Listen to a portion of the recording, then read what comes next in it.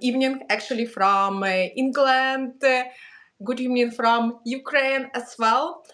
Today, our guest is from Ukraine, a Spanish guy, Alexandro Nievas, who stay in Ukraine and consider Ukraine as his homeland. So we're going to discover why he like Ukraine so much. Hello, Alexander. By the way, in Ukraine, Ukrainians ever call you Alexander Yeah, because we have Alexander, similar. Sasha, Shashko, Sasha, yeah. every different way. Yeah. So hello everyone. Yeah. This is like very similar name to Ukraine, and one of the most the most common name for man in Ukraine is Alexander. Well, yeah. So I would like to ask when your story started with Ukraine. Yeah, when you decided to go to Ukraine, why you get such idea, yeah, and actually when all this story happened, because as I know, you grew up in Spain, you just studied there, and now you in Ukraine. That's is Yes. in the war. Why? So yeah, the story is a bit random in a way because um, before coming to Ukraine, I was working in this development cooperation. So I was living in Guatemala, Mongolia, different countries, and then I was living in Poland. And from Poland, I wanted to continue doing this kind of work in the social sphere, and I found a project in Vinica, in the Vinica region in Ukraine, where they asked for someone to like a foreigner to come to join as like a volunteer, like a, so to support them in this social education, different projects. And I applied. Was something very random because I didn't know too much about Ukraine before. But yes, they like my profile and they were very happy. So I'm very thankful for them. And actually, I this was in 2020, in the beginning, January 2020, Yeah. and I'm in contact with these people. Actually, I met with them a But few days ago. you, as I understand, it was not your first time to work in Ukraine. You Yeah, used to well, work before. the first time I came to Ukraine was in 2020. Yeah. So before that, I Ah, never been here. yeah, So yeah, it was very new. yeah.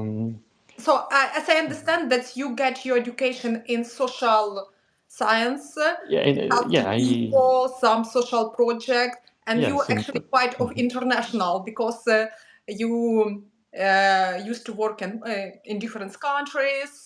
So actually, this is really great. Yeah, now Ukraine, free so Ukraine. Yeah, hello, Samir. There are one guy here, free Ukraine. Yeah, surely Ukraine will be free with such people as Alexander and amazing people who are in Ukraine thank you. right now. I think. Yeah, what kind of project was in Vinnytsia? It was social or cultural project?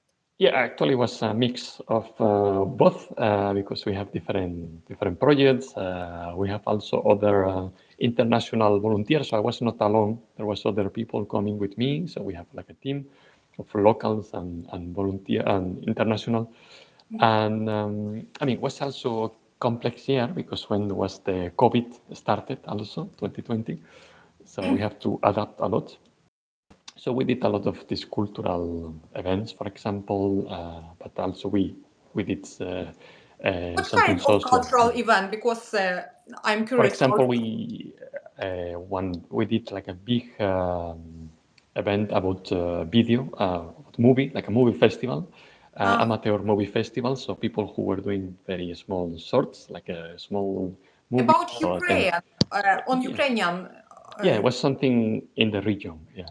mm. Other events, like for example, cultural exchange, because we have these foreigners working with us. So like a library library is called. Yeah. So they can share about they go to schools, for example, or Ah, university, and they speak about their country. Like teaching English as well, something. Well, yeah, and for students, they were asking about their country, about different things, so just for them also to practice English was interesting. So So what many. was organization that you was volunteering? Is it Impact or different organization? No, in that time was different. It's a small NGO called Pangea Ultima. They're still active and they still work a lot in this sphere. Yeah. So If you later can send me link, probably some yeah, people are interested in, so they can volunteering actually in Ukraine and yeah. now organization. They can I apply. think yes. Still, obviously now the situation is a bit more complex than Yeah. before, but they still do many, yeah, very cool projects. Yeah. And wait, I don't see you now. I don't know if you're there.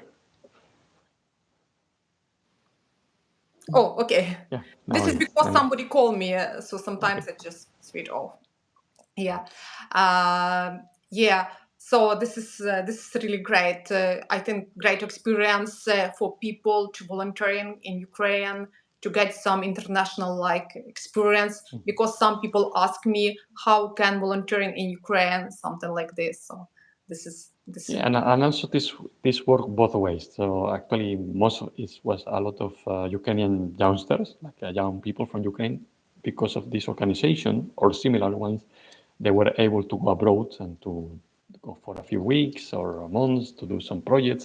So the same that these foreigners they were doing here, they can do in other projects in other countries. So there was people going to Spain, for example, to Turkey, yeah, yeah. like Ukrainians. I mean, Ukrainians going to Turkey for a few weeks or months. They do some social projects or some art projects or something like this. Uh, by the way, Um, in student time, I used to be in a student organization, international organization called IEG.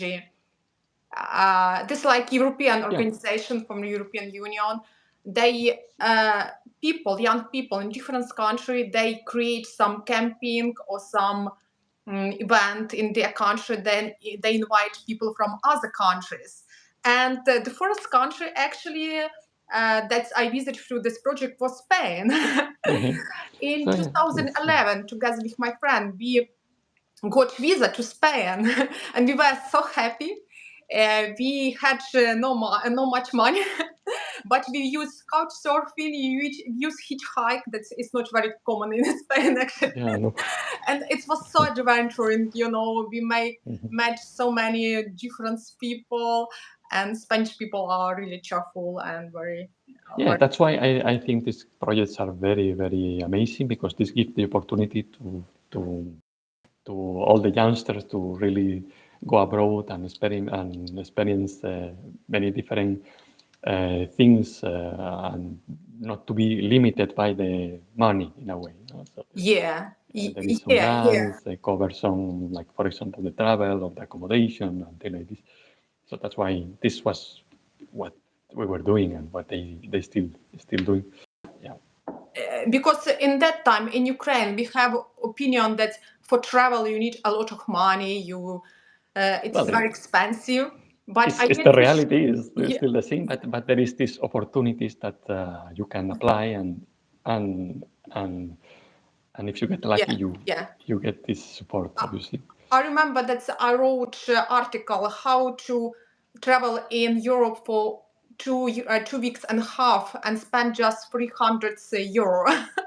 It cost us 300, because Mhm. we slept somewhere on the beach, on the bench in Barcelona, and Mhm. somewhere in Valencia. It was crazy actually. Mhm. So you was volunteering. It was before the war or after the Yeah, yes, war? this was in 2020, so it Yeah. was all the year And in Vinica. what happened when when the war started? Well, when the worst, because after Vinica, I was living in the east, in the Lugansk region, Severodonetsk. So I was working there with another Ukrainian organization. Before the war? Yes, before during 2021. So yeah, when the war started, I I have to go back to Spain because Ah. obviously it was very. So if we come back, if you we come back to before the war when you work in Severodonetsk. Severodonetsk, this is very close to Russia, and actually it was the first city that was occupied by Russian. Just understand. Mhm, The city is close to Mariupol. mhm. What about what's your opinion about Eastern Ukraine, about Severodonetsk? What kind of people live there? Do you think they are different from like Western Ukrainian people? Or Actually, no, I find it quite similar to my experience in Vinica.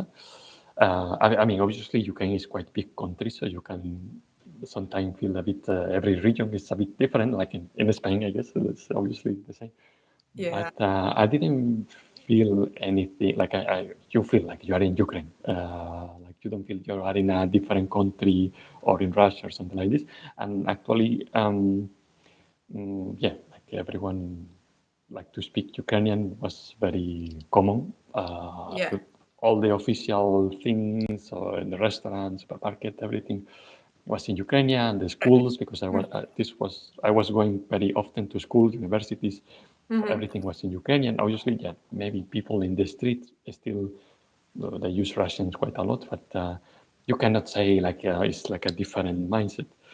In Yeah. general, yeah, it's Ukraine. So Yeah, yeah, because some foreigners do not understand, like some foreigners comment like, okay, Donetsk wanted to be with Russia and Ukraine should to understand it, but there are in Donetsk region, this is part of Ukraine. Actually, there are a lot of Ukrainians. They speak Ukrainians.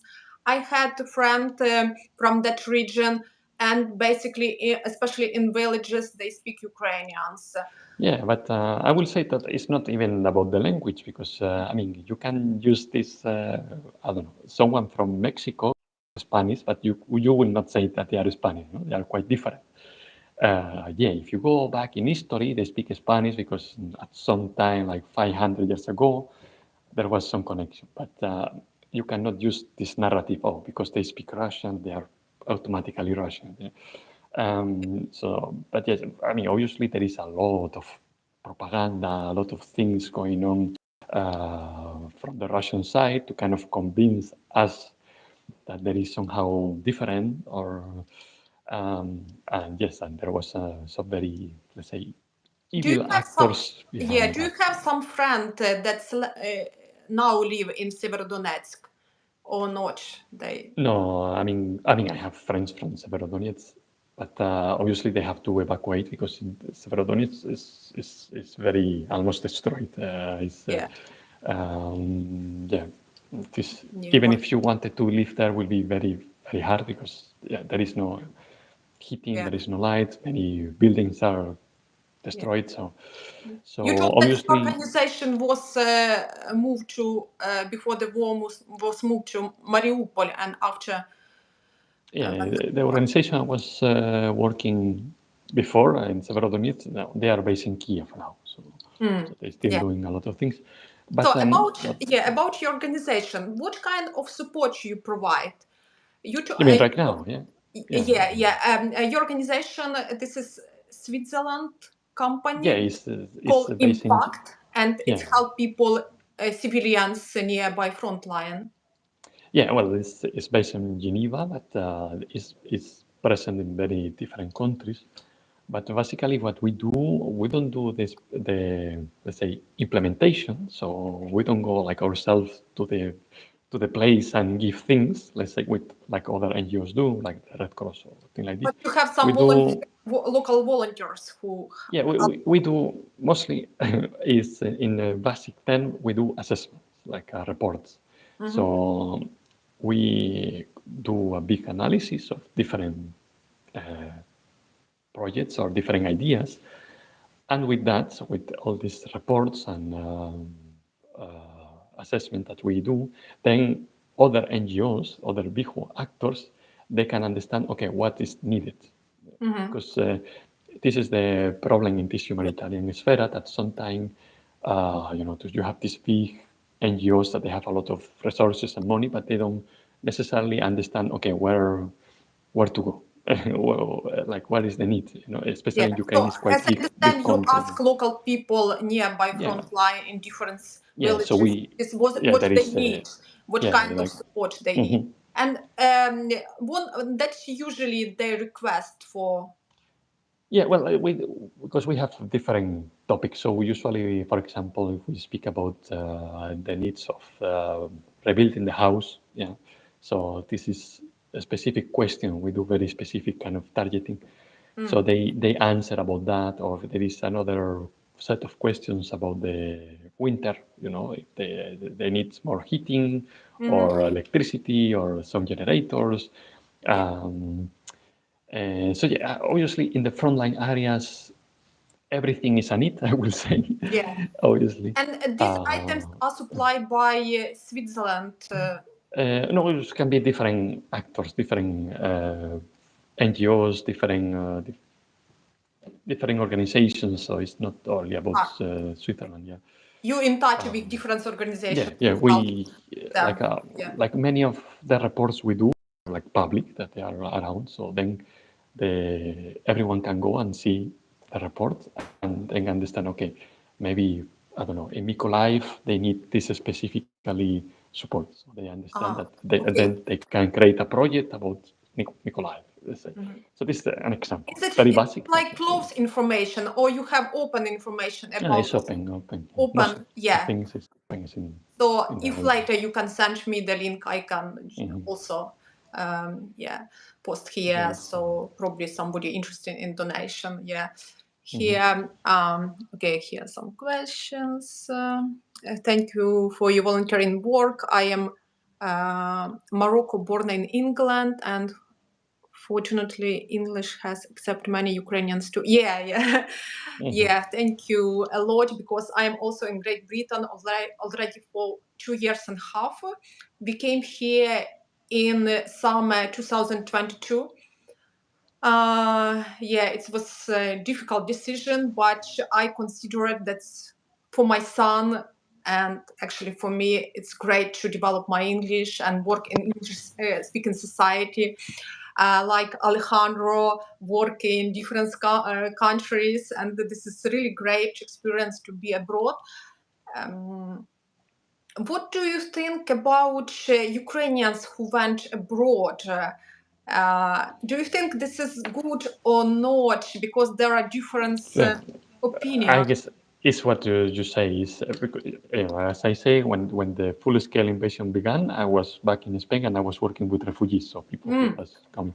So obviously, it's very it's first. I don't think I have the moral authority to kind of say about them because every personal is very personal decision, very personal situation. Especially, there is people who have no choice. If your house is destroyed or occupied, yeah, I think the choice is quite easy. You have to leave. There's no other choice. Um, for others, I think I mean, it's a personal choice. I don't think it's bad at I all. just thinking about like future, because Well, government worry about that Ukrainian do not come back.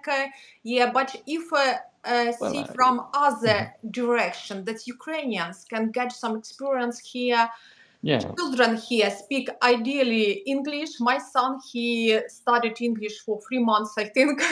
He was 4 years old when he came here. Now he almost 7, and his English Mhm. British is great. Sometimes he help. I think I think Yeah, so it's I think this is well, great when we come back and we have some experience and mhm. we have opportunities to implement this European experience to Ukraine. There are working back. Yeah, and also I think it's good for us, for Europe, for example, or other countries, not only Europe, but because I mean, it still is, but before there was a big like ignorance about Ukraine. Like people didn't know about Ukraine at all, I would say. So now, because now we have now we can interact with Ukrainians. So they can tell us about the country, about the culture, and you really understand. Okay, it's not Russia. It's something different. You know, it's something unique. So I think it's good in When did this way. you, when first time uh, you get some information about Ukraine, or have you been interested in Ukraine before you came here? Yeah, Did you know about Ukraine before? yeah. Of course. I mean, I didn't know too much as because, but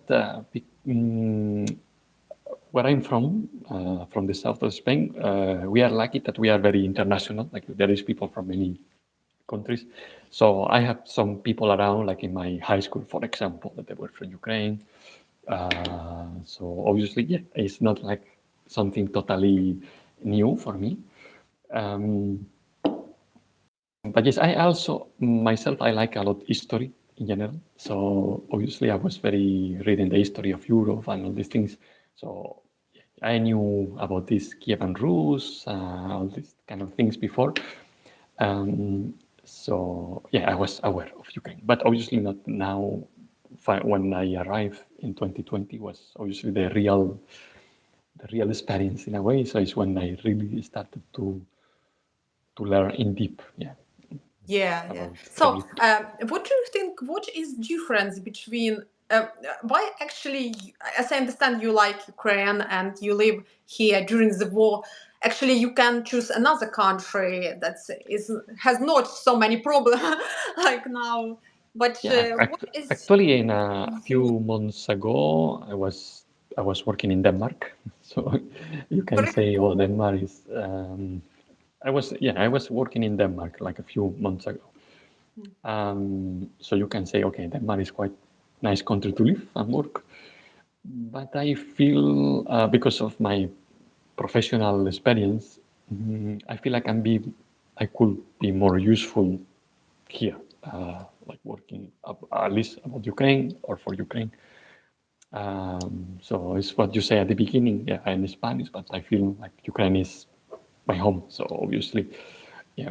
In the future, we'll see. But I think for now, for me personally, I think I'm in the correct place. Yeah, and This is if great someone that will came and you have if some. someone make me the decision, okay, if you have to stay in Ukraine forever, I will say okay, fine. I will not be sad about that. Yeah, this is great because people who I do stream with, foreigners who live in Ukraine, every story is like, this is really great people who stay in Ukraine during even such time. And I really respect you and I mean, we people. have to acknowledge, so obviously there is problems also, like in many countries have their own problems, and obviously Ukraine have their own issues too. And but what I was living in different countries, and what I like is I think uh, what I like a lot about Ukrainian like society in general is like they are ambitious in a way, like they really want, yeah, there is problems, but still they want to improve and they want to learn and they want to make themselves and their country better. So this is something that I really like it. Like I really find this very clearly when I first moved here, and this is one of the things that really like about the. That's why I also like to be here because you are surrounded of people like active people. You know what I call active citizens in a way, like really Do you people consider who. Ukrainians as ambitious and active, like try to change the Yeah, country? I think in general, I mean, I don't know every Ukrainian, I don't know everyone, like 40 million people, no? But in general, I feel this kind of emotion. I mean, I feel it before, like when I arrived in 2020, and now obviously even more because it's also the need. So you feel like the whole, like say, the team effort in a way. I Yeah, think yeah, yeah. I even think with the war, very complicated I situations. think the war united Ukraine a lot because there are became so many people who helped to frontline. For instance, I am from Cherkasy region. Do you know Cherkasy region? Mm-hmm. It's Yes, central yes. Ukraine, like Dnipro 200 kilometers from Kiev. River, yeah. I born in small village, uh, and there is volunteering organization. Actually, just people gathered together. When the war started, they started to gather together. They found what guys need on the front line, and now on the constant base they cook food for front line, 600 kilometers from front line, and they cook and bring to the front, and they took care so care about the guys who are fighting there. So but our yeah, village is I will say connecting with that is, other towns. and it's not only about things connected to war or things, this kind of thing. It's everything. Like people working to preserve the culture, for example, the language, environment. There is many things inside Ukraine that are very amazing, and they need to be taken care of and also improved. So there is many people working in very different areas, or opening business. That also, this is very important for the country. So there is this entrepreneurship kind of spirit. For me, it's very, very amazing to see very young people, like very young, like 20-year-old, opening a small cafe. This is Yeah. really, yeah, you can think, oh, a small cafe. No, this is really make a big impact in the economy, in the society, when you have these very active and ambitious people. Yeah. Yeah, I'm impressed because I twice a year I try to visit Ukraine, and I'm impressed how people live there, how survive and open the businesses. Because even here in England, I cannot see so beautiful places. In Kiev, there are a lot of coffee houses, a lot of different places where you can go. I remember I came for cinema in Bila Tserkva, and there were beautiful Ukrainian films, and people visited it. We have very active social life, a lot of cultural events. So it's amazing how people live, and just and this is, yeah, like in the morning there are drones and rocket attack, but during the day people just But this the amazing thing that despite this, still people want to work and do new things and continue supporting. So this is very amazing. It's very, let's say, unique of the Ukrainian kind of mindset in a way. yeah, yeah. So yeah, we have a lot of things to learn. Like me, like foreigners in a way, Yeah. from the Ukrainians. Yeah. By the So way, sometimes, did you learn Ukrainian? Do you speak no, Ukrainian? tak, trochę. A bit. Yeah, a How did little you bit. learn? Just with people? No, I mean, this is something I'm trying to improve because actually I didn't learn like properly in a classroom. So that's why my grammar is very bad. So I speak kind of like a robot without the grammatical correct sentence. But yes, I can more or less survive this normal conversation and things like this. But I'm working on that and So to you kind of take some improve. classes in Ukraine. Yeah, and to improve or just to practice also. Now that I'm here, so I can I can practice and speak with people, and they also by learning you can really get many things. Yeah, by listening to them. Yeah. Yeah, yeah. I know that in my university, Kyiv Mogila Academy, they open Ukrainian courses for foreigners, so they can visit Yeah, it. yeah. One of your photo on Facebook, it shows you nearby Ukrainian traditional house, and you play Ukrainian musical instrument, drimba. Yeah, yeah. Did you learn how to play this? Yeah, I mean, it's very simple instrument. There is not too much to learn there, but I mean, for people to understand, it's kind of playing the harmonica in a way, like something similar. But I like it because it's kind of small and simple, so you can carry it everywhere. Is it similar So, to Spanish yeah, musical? I didn't find anything similar in Spain. So, but yes, it's kind of do this pleasant sound, interesting, like more.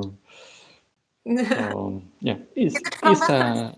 Is it yeah, it's like something from Western Ukraine? actually, yeah, for what I understand, it's something traditionally from the Carpathians mountains. Yeah. No, I mean that you get it from Western Ukraine. Actually, I learned in Severodonetsk. Was a friend like from there, and Oh, he gave me like a present, like one of them. But he explained me like he's like this kind of instrument is more traditionally from the Carpathians, that is the west part. So in Severodonetsk they play traditional Ukrainian Yeah, well, instruments. he introduced me to this instrument, so I kind of like it, and I yeah, I play, but it's more like something funny to do when you are in the, I don't know, doing a barbecue or something like this. Yeah. By the way, before the war in Severodonetsk, were also like Ukrainian events, like some festivals. Yeah, Now typical. many. Yes. There was not only in Severodonetsk, but around, like for example, in Starobielsk, that is was nearby. There was like a big music festival, and there was this famous author that is Sergei Sadan, yeah, I think it's called, and he's from there. He's originally from there. And there was other events like there was the Shevchenko Day,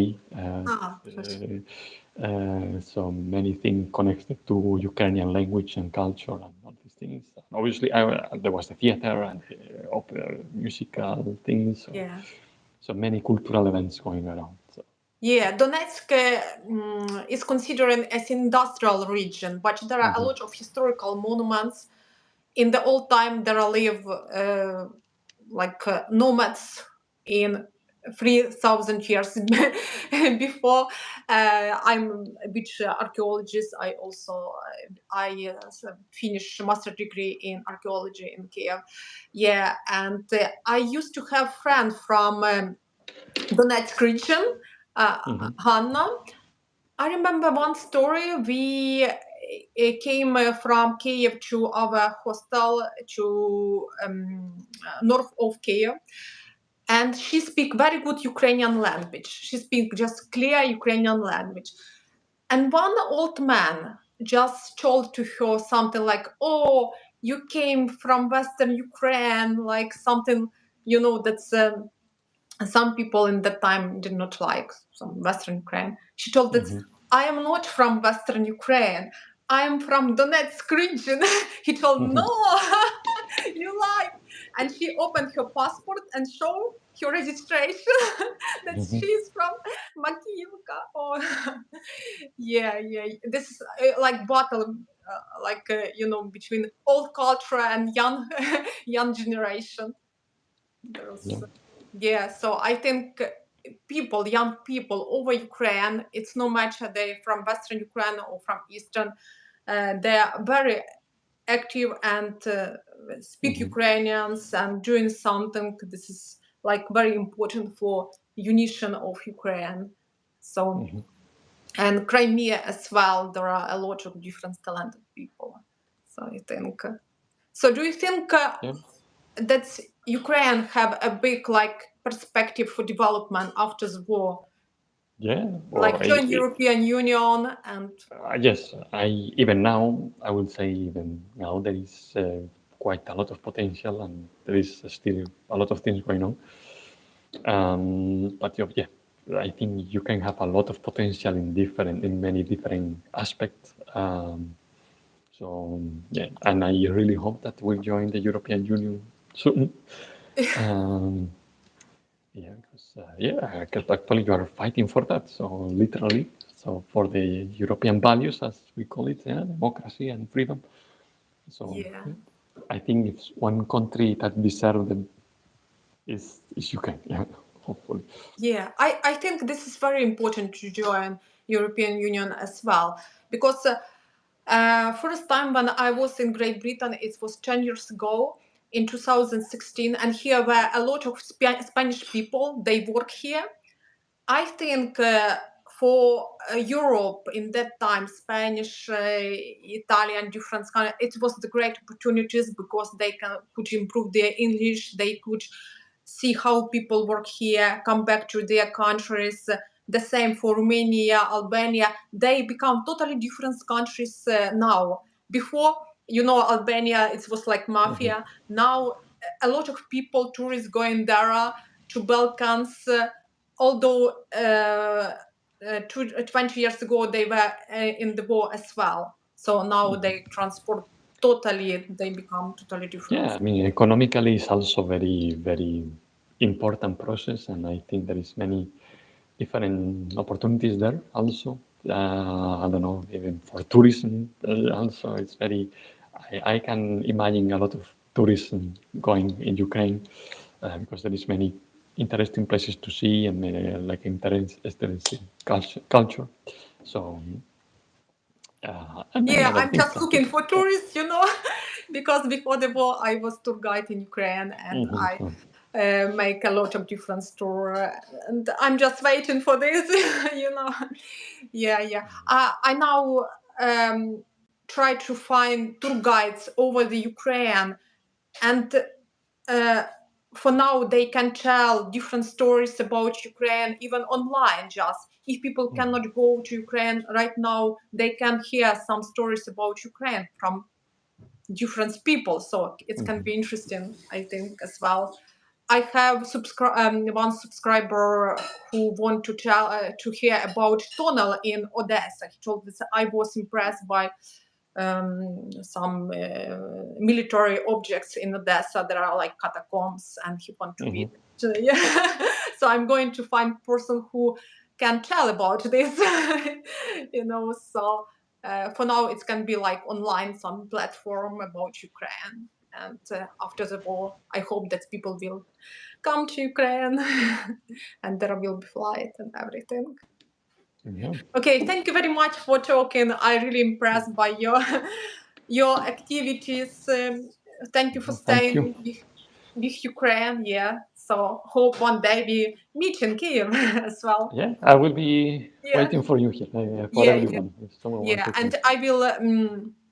I will upload the different links that can be useful for people as well. Okay, so thank you very much for inviting me, and Yeah. thank you for everyone for listening. Yeah, thank Hopefully, you it will be guys for interesting. for your by the charity. Yeah, there are some obvious. Yeah. Thank you guys for support Ukraine, and you can subscribe for my channel because next week we're going to have a stream with American guy who is musician in Ukraine, who learn Ukrainians and now sing Ukrainian song and can read Ukrainian poems as Yeah, well. Ukrainian culture and language is getting famous. So. Yeah, yeah. Yes. Okay, have a good evening, have a good weekend to everybody. Слава Україні! До побачення, До героям слава! побачення!